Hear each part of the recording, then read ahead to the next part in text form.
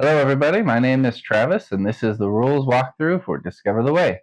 Highly anticipated board game coming out. We are either currently in Kickstarter or almost in Kickstarter, so head on over there, reserve your copy. So without any more delay, let's get on into it.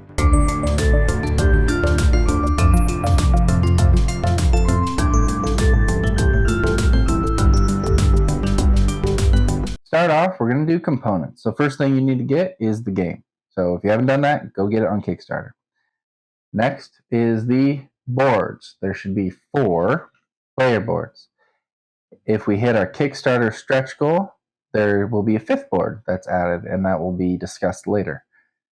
So again, go support us. Next, we have the player pieces. There should be 4 different colors: yellow, black, blue, and orange, each of which has 1 keep.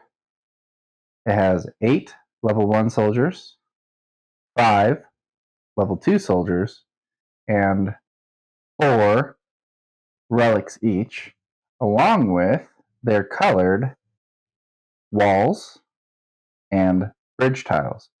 4 wall tiles and 8 bridge tiles each. Next, there should be 20 black colored dice and 1 golden colored dice. Next, we have our discoveries of the wooden trees, the wooden mountains, and the wooden gold. There should be 64 trees and 64 mountains and 74 gold. Next, we have percentile dice. That is 1 dice that is 0 through 9 and 1 dice that is double zeros through 90. You also have all the die faces. That is 34 gold, silver, and green die faces representing wood, gold, and stone, and 64 white die faces representing no resource. Next, you have your draw tiles. Of the small, there should be a total of 32, and of the large, there should be a total of 26. We will go into more details of each of these later. There should also be 2 bags that the draw tiles will be drawn from. There should be 4 player aid cards for player reference. And finally, the pathway tiles, of which you have water with stone on one side and dirt with stone on the other side. And of course, just a whole mess of those. Each player should also receive a gold counter to help them keep track of their gold while they play. As we get into the game setup, we step into our first major customization, and that would be how you set the map up. And let's get right into it. When building the map, you want to make sure that all the boards are in the same orientation. If one board is not, then at some point when you go to connect the boards together, we'll have a connection issue. However, if all of the boards are in the same orientation, you can connect them up no problem to each other and continue connecting further. Meaning, if we have the 5th board from when we hit our stretch goal, you could put in a 5th board and continue to grow your map and expand it in different ways. This also means that if you combine your copy with, say, another friend's copy, or box A with box B, you can not only increase the board count, but you can also increase the player count, allowing for many different combinations. For example, you could have an 8-player game, or 6 players, a battle in no man's land, or just any combination you feel like.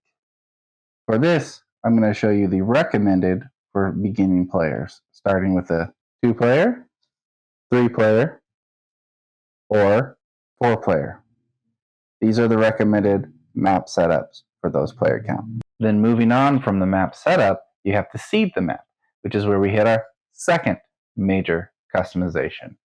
And this is because things aren't printed on our board. We want you guys to come up with different ways to seed it. So let me show you what I mean. So for example, it's not painted on, meaning you could set this up in any number of ways. You could have your keeps on an island. You could have your relics on an island, which will be discussed a little bit further in a different video about rules variations. This is the standard setup for a two-player game, where two boards, water in the middle with a bridge in the middle of the water, and on opposite corners. And for a three-player game, it is set up like this, with two corners and a middle, and the water where it tees off. Again, water connecting in between the two boards. The two boards are similar. However, the third board now has bridges on the opposite sides. There should always be bridges connecting every board to each other. And then we have the four-player game, which is like this. Each player is in the corner, and again, water connecting the two boards with a bridge in the middle, connecting everybody. Next, you need to place the relics. So this is, grab your relics. Each player has one. It looks like a helmet. You take that and you hand it to the person to the left. They will then,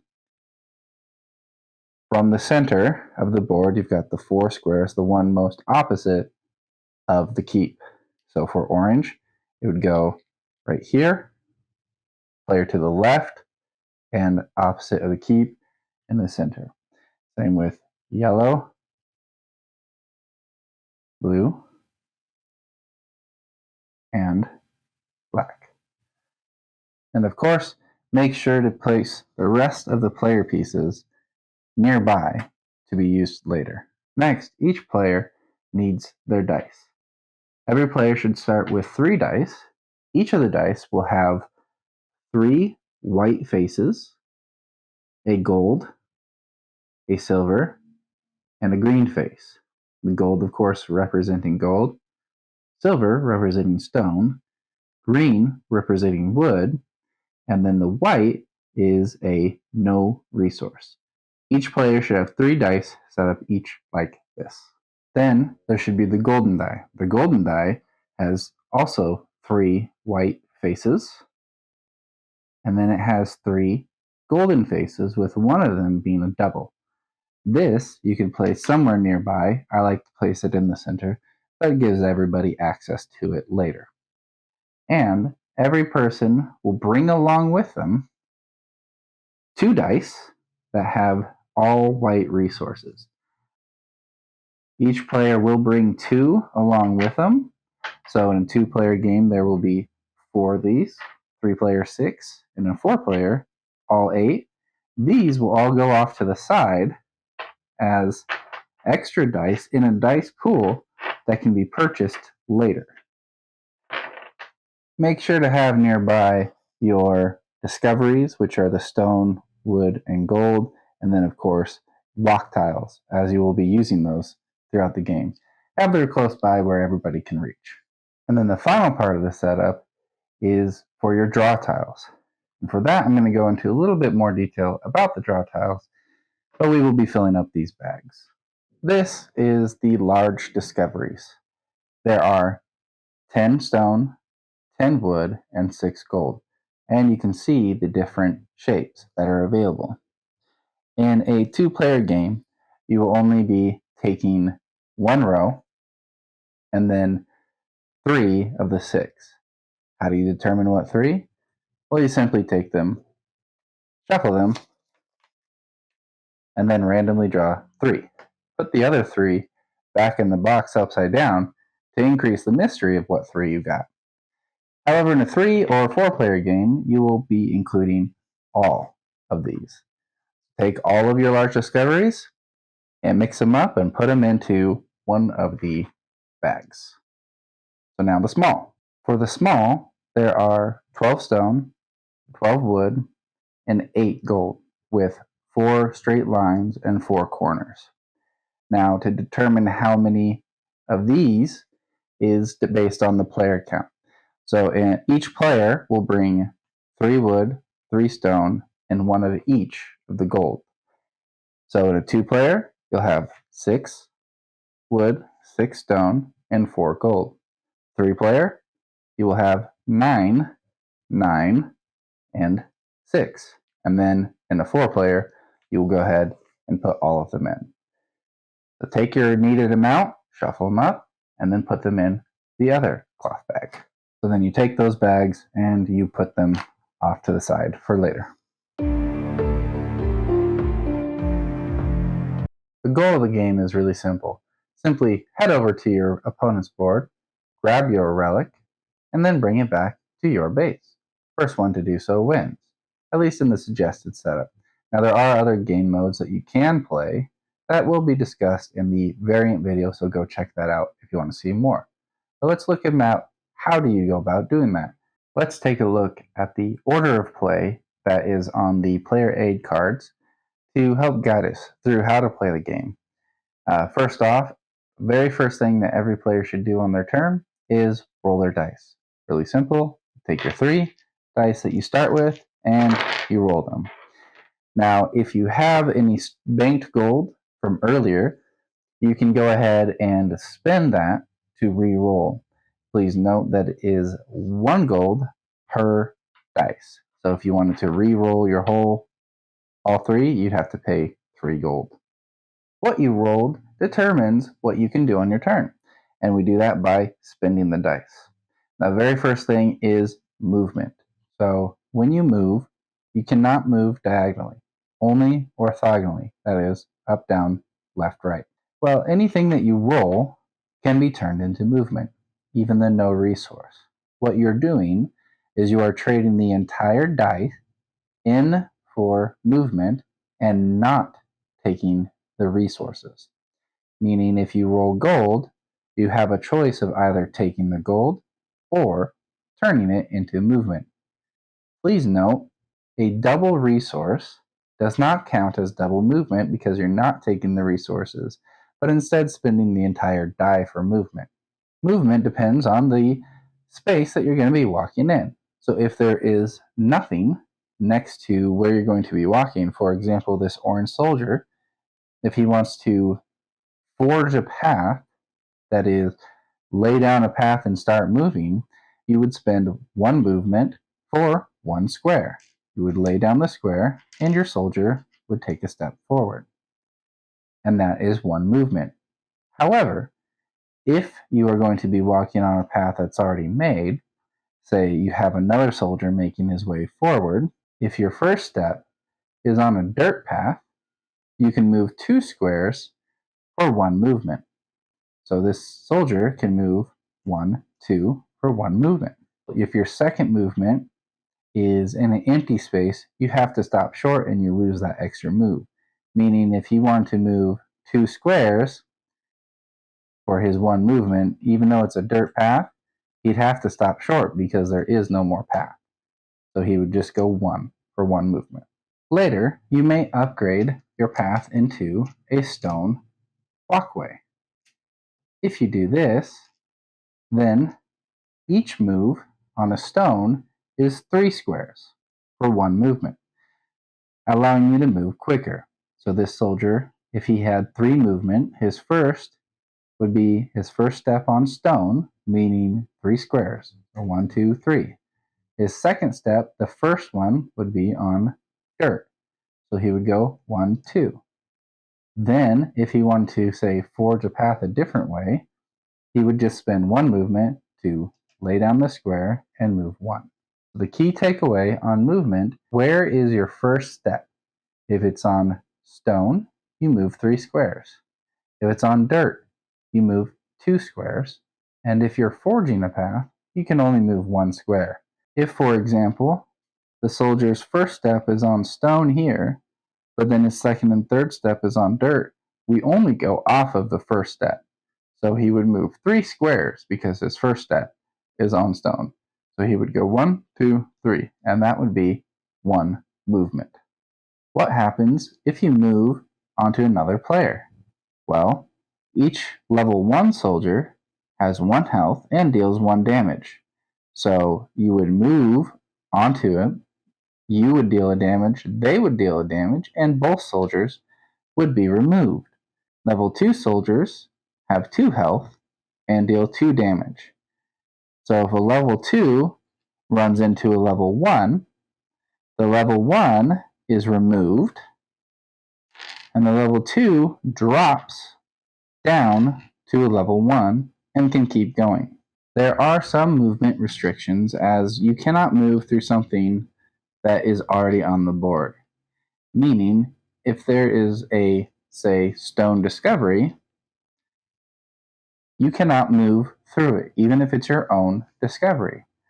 This means that discoveries can act like impassable wall. Next, let's take a look at how to use your resources. Your player aid card will come in very handy for this, as on the back side of it, it has all of the different ways that you can spend your resources. Gold is the only resource that you can store. Wood and stone have to be used or are lost at the end of your turn. If you get gold, you can use your spend dial counter to keep track of your banked gold.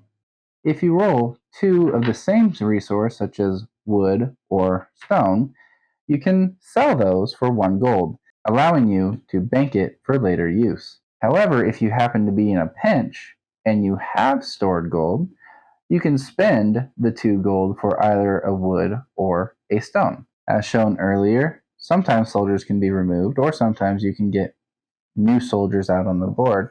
They cost, for level 1, 1 gold, 1 wood, and 1 stone. And for level 2, 2 gold, 2 wood, and 2 stone. Now, they need to spawn right on the base. If there's already a soldier on the base, you have to first move that soldier off before you can spawn a brand new soldier onto the base. So let's show an example of the conversion and buying a new soldier. If, for example, you rolled this, which was 2 wood and a gold, and you also happen to have 2 gold banked, you can spend that 2 banked gold for the missing stone, use your wood, use your gold, and get a new level 1 soldier out.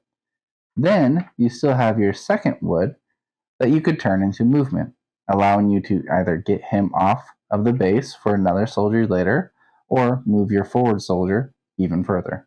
Walls are unique, as in each player has their own color, and there is a wood side and a stone side to your wall. Walls can only be placed on a path, and they are required to be a straight path, meaning you cannot place a wall around the corner. It has to be on a straight line next to a soldier. So if there is no soldier on the board, you cannot place the wall. So when you have your soldier, you take your wall and you place it right over the 3 squares. And then that wall that you place acts like a stationary soldier, meaning it doesn't move around. However, if a soldier runs into it, the wall, a wooden wall, has 1 hit point and deals 1 damage, and a stone wall has 2 hit points and deals 2 damage. So if a level 1 runs into a wooden wall, both that soldier and your wall are removed. After you have placed down your wooden wall, it can be upgraded to the stone wall by paying 4 stone. You do not need to be on the wall or even have a soldier out on the board to do this. You just must pay the resource cost for it. And again, a stone wall has 2, meaning a stone wall and a level 2 soldier can both take each other out. And if a level 1 runs into a stone wall, it is downgraded to a wooden wall. Each player also has their own personal bridge. In order to place these bridges, you must have your soldier near the water on which you want to place it, and then you pay the cost of 2 wood and 2 stone. At that point, you will remove 2 squares, and they can be across the water or sideways, as long as one of the squares is next to the soldier that you plan on using this for. And then you will place those bridge tiles down. They will be in your color so that you know they are yours, and when you cross the bridge, you do not need to pay gold. Also, other players cannot get on your bridge, so it acts as a safe place as well. Anytime somebody crosses the main bridge from one board to the other, you have to pay a gold. For example, If this player wishes to cross over to make it to theirs, pay 1 gold when they cross. When they cross back, they have to pay another gold. Every bridge tile is like stone, meaning you can move the 3 squares for 1 movement. This is why the personal bridge is so nice, because it also acts as stone, but you do not need to pay when using your own bridge, and that allows you to save money over time every time you cross. We had mentioned earlier about cobblestoning, turning 3 of your squares into stone. This allows you to move quicker, meaning 3 squares for 1 movement. In order to start upgrading your path into a cobblestone path, you simply pay 3 stone. It must start from your keep. You'll flip over 3 squares for the 3 stone. Now you must pay the 3 stone in order to do cobblestone. You cannot cobblestone 1 or 2 at a time. You have to pay at least 3. However, you do not need to use all 3 squares if you do not want to. They must start at your keep and then continue from wherever stone leads back to your keep. This means if there happens to be a fork in the road somewhere, you can choose which way to cobblestone, or you could split it between the 2 different ways, giving you more flexibility. The bridges count as stone as well. So if you have cobblestoned all the way up to the bridge, then you can continuously make a track back to your keep. You can start cobblestoning on your opponent's board as well. And you can cobblestone underneath players. Now we get to the discoveries. And this is kind of the name of the game, discover the way. So there are 2 forms of discovery, a small and a large. The small costs 2 and the large costs 4. When you pay, make sure that you're in a decent spot that you want to place. For example, if you happen to be this yellow player sitting on his own bridge surrounded by water, that is not a good place, as you cannot place it anywhere. In order to place it, you must have an open spot next to your soldier. It has to, again, be touching a square of where your soldier is. Let's say you pay the 2 gold for a small discovery. You grab your small discovery bag, you reach in, mix it up, and then you pull 2. For this, I drew 2 wood. So my choice is kind of obvious. I'm going to take a wood. The one that you take stays out, the other one goes back into the bag for a possible later draw. You then grab the nearby resources that match. This is wood. So you grab your 2 wood, and again, it has to be touching a square near your soldier. So 1 square right there, and then I'll place the second. As long as one part is touching, you can create the shape in any way. The stone that we have down here matches this shape, as you can see. If you were to say, do a large discovery, you pay your 4 gold, grab your large discovery bag, mix it up, draw 2, and we're going to pick 1. In this case, I've got this shape of wood and this shape of gold. Usually, we suggest grab gold if you can. So the wood will go back into the bag, and the gold you will now build on your board. Again, needs to touch one of your soldiers. So I'm going to go ahead and place it just like this. This does a couple of things for me. One, their new bridge that they built, I'm kind of blocking some exits for it. And there's that shape on the board.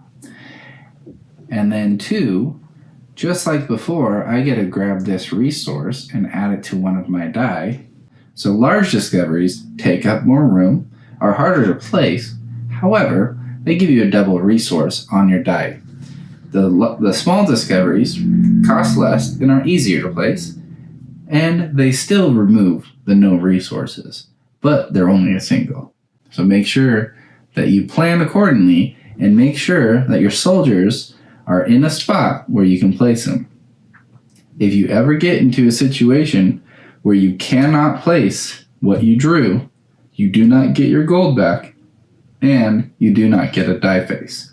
You only get the die face if you place the discovery on the board.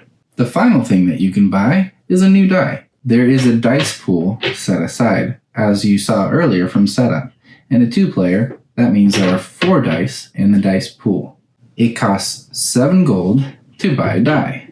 The die comes in with no resources. However, through discoveries, you can upgrade these later. This still can act as an extra movement, increasing your movement from 3 to 4. Now, you are not limited to buying only the 2 that came with you. In fact, if you spend all the money, you could, in theory, buy all of the dice in the dice pool, meaning in a 2-player game, one player could be rolling 7 dice, while the other is still stuck with just their 3. So, general rule of thumb, if you see your opponent buying up dice, don't let them get too far ahead of you. That was a look at how to use resources, and we covered how to make discoveries and bank the gold. So the next thing is to pick up the relic, or you can put it down as well. To do so, you would just need to move your soldier next to the relic, and then you would spend 2 of your movement to pick it up. Now when you pick it up, you have your relic and your guy's soldier. It actually just slides right on. And to put it down, you do the same, sliding it right off. If you are ever killed while carrying your relic back, a soldier runs into you, the relic drops on the pathway as far as you moved it. You do have some now new restrictions while carrying the relic. The first thing is you move -1 squares when you move. This means you cannot forge a new path. You must walk only on paths already made. Dirt goes from 2 squares to 1, and stone goes from 3 squares to 2. This acts like you are encumbered, and then you are moving slower. You also cannot make any new discoveries, place any new walls. The soldier is busy carrying the relic back to his base. When you go to pick it up, you pay 2 movement, and you will place a pathway under the relic, and place the relic on your soldier's head, and he will be where the relic was. Then you can move at your -1 speed. If you ever drop the relic, you pay the 2 movement, it comes off and goes where you were, and then you get to decide what side of the relic you will land on as long as there's a path. There may be a case where you are moving back with your relic and the enemy's relic is standing in the way. Now normally you can't stop your movement on their square. However, sometimes you cannot get around it. So in order to get by this, you must spend 2 movement at one time to jump the enemy's relic, and then proceed back to your base. And the first one to bring their relic back to their base, spend the 2 movement to drop it off, wins. If you're not going to use all the dice on this turn, but you have a resource like, say, this wood that you really want to save for maybe a soldier or a bridge that you're planning on building later, you can store only 1 dice on your keep for later. The next turn, when you come to roll a dice, you choose, do you still want to keep that? Or you can roll it with the others, but you're not getting the resource from it the turn that you're saving it. So when you roll, you can then grab it and add it to your roll. After you've placed down your discovery, there's one more benefit to it. You will take the resource of the discovery that you placed, die face, and now you can upgrade one of your dice. Doesn't matter which one you choose, you just pick one and simply remove the die face that's already on there, and then take your new die face and add it on. This allows an upgrade to your dice and allowing you to roll more resources and less of the no resource. For a small, it's going to be a single version of that resource. Large discovery, the die face is actually a double. So I can take this And I can remove one of the die faces and add my new double gold onto it, allowing me to roll that for future. And you can also pay a gold per swapped die face. So let's say you purchased a brand new die and you didn't want it to have no resources on it. You could pay 1 gold per swapping face and say grab the wood off of this one and swap it with the no resource off this one, giving you a chance at something on every single die. Thank you so much for sitting through this. You've seen everything that's in the box, how to set up the game, the actions that you can do are. But to see everything kind of all together in play, check out our gameplay video that we have. We also are going to put together a gameplay variant, and that's going to show different ways to set up boards, different game modes, including things like domination or assault, and just different ideas, as well as a stretch goal preview. So thank you very much, and have a wonderful day. And make sure to back us on Kickstarter.